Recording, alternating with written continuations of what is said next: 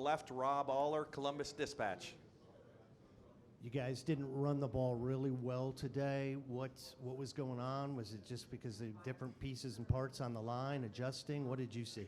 Yeah, definitely. I would say, for our offensive line, definitely wasn't our best day up front. But I think those guys will get it corrected. Coach Fry, he does great at what he does as far as coaching, and I think he'll definitely fix it for next week. But I think everyone could improve. Keep from getting frustrated in these situations where it's just not the holes aren't there, and you're just I don't know.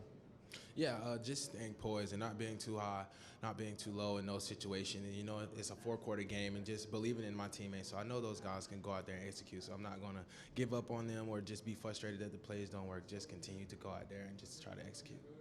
Over to the right, Stephen Means, Cleveland.com. Quinshon, we haven't talked to you since the Oregon game. For starters, how is the hand? And also, did that impact anything that you were able to do carrying the ball while you were dealing with that?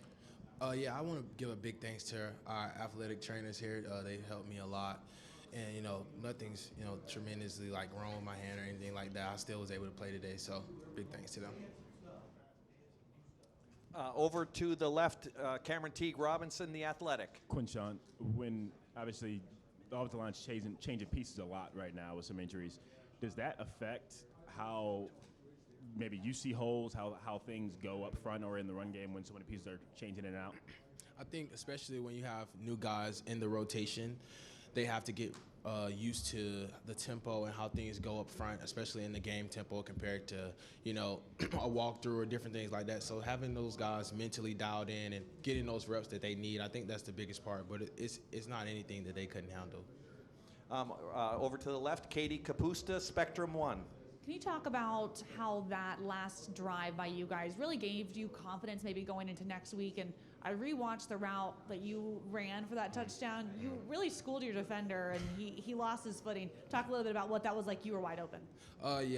So just outside release route, looking at the leverage of the linebacker. He overplayed the route, so I cut it up, and nobody was in that area of the field, so I just gave my back shoulder to the quarterback, so he threw the ball back pipeline. And yeah, I think it just helped our team. I want to give a big thanks to our defense, man. They played tremendous today. Those guys helped us so much and just did their part. Overdid their part. So a lot of great players on that side of the ball, and they really showed up today. Folks, we do have Ty Hamilton in the very back as well. If we could start to wrap up with Cody Simon. Any more questions for Quinshon Judkins? If not, Quinshon, thank you very much. Thanks.